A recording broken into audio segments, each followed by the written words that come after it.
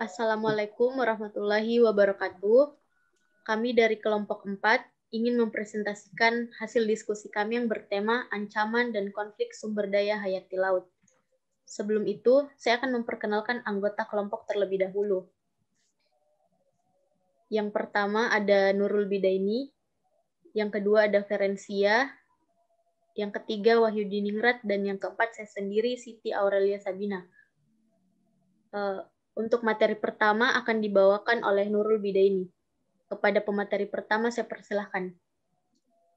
Baik, terima kasih untuk moderator. Jadi yang pertama itu ada masalah mengenai pemanasan global.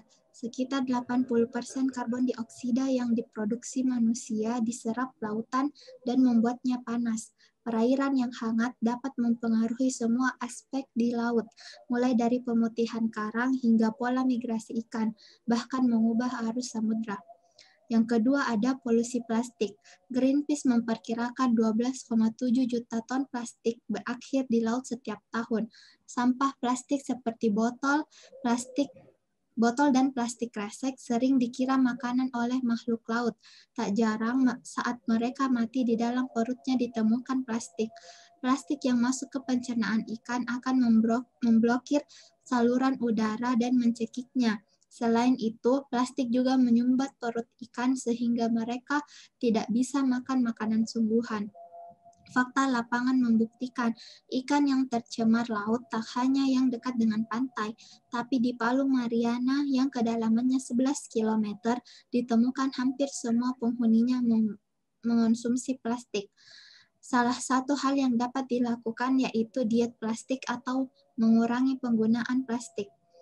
Sekian dari saya kembalikan ke moderator. Baik, terima kasih kepada pemateri pertama. Selanjutnya ada pemateri kedua, Wahyudiningrat. Saya persilahkan. Terima kasih moderator. Selanjutnya ada penangkapan ikan berlebihan. WWF mengatakan lebih dari 30% ikan dunia telah ditangkap secara cuma-cuma. Beberapa ikan seperti tuna sirip biru Atlantik diburu secara berlebihan, sehingga spesiesnya kini terancam punah.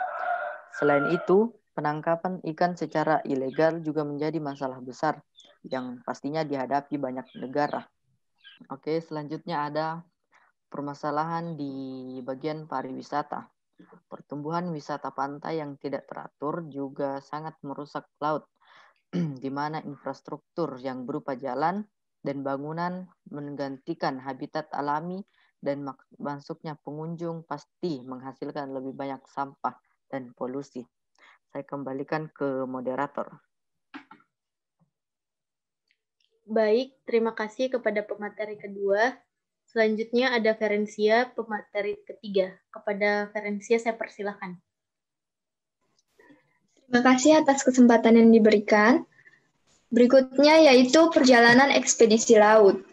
Kapal komersial yang kerap digunakan untuk mengirim barang dari luar negeri tanpa disadari sering menimbulkan sejumlah ancaman terhadap kehidupan laut. Kapal-kapal itu sering mengalami kebocoran bahan bakar yang akhirnya limbahnya dibuang ke laut dan mencemari udara melalui emisi sulfur dioksida, nitrogen oksida, dan karbon dioksida.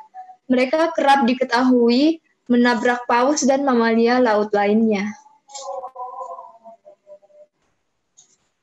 Minyak dan gas. Cadangan minyak dan gas bumi tersimpan di dasar laut dalam jumlah besar. Namun, pengoboran dan pencairan dapat merusak lingkungan laut. Hal ini tidak diimbangi dengan langkah perusahaan menangani masalah lingkungan tersebut. Misalnya adanya kelalaian sehingga minyak tumpah ke laut dan merusak laut.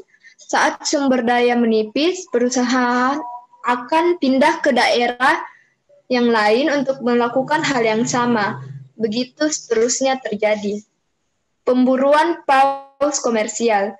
Pemburuan paus banyak dilakukan di abad ke-20 dan hal ini secara signifikan menurunkan populasi paus. Seluruh dunia melarang keras pemburuan paus sejak 1986. Tetapi ada 3 negara yang menolaknya, yaitu Jepang, Islandia, dan Norwegia yang tetap melakukan pemburuan paus dan beberapa armada membunuh ratusan paus setiap tahun. Saya kembalikan ke moderator. Baik, terima kasih kepada pemateri ketiga. Selanjutnya, materi selanjutnya akan dibawakan oleh saya sendiri.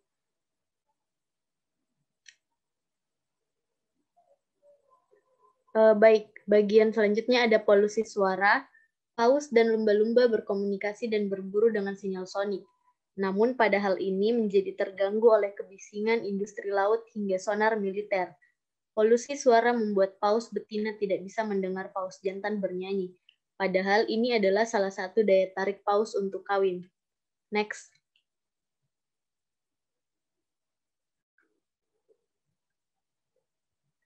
Selanjutnya ada dampak perubahan iklim. Dampak perubahan iklim pada ekosistem laut sedang menjadi pembahasan hangat di antara peneliti bidang kelautan. Sebagian dari ahli menyatakan bahwa lautlah yang menerima dampak pertama dari perubahan iklim global. Yang pertama ada perubahan suasana kimia air laut dalam bentuk asidifikasi air laut sebagai akibat dari hujan asam. Yang kedua ada meningkatnya suhu permukaan air laut sehingga sebagai akibat dari peningkatan suhu atmosfer. Yang ketiga ada peningkatan permukaan air laut karena pemuaian air pada suhu yang lebih tinggi dan mencairnya lapisan es di kutub. Mungkin itu saja yang dapat kami sampaikan. Lebih dan kurangnya mohon dimaafkan. Wassalamualaikum warahmatullahi wabarakatuh.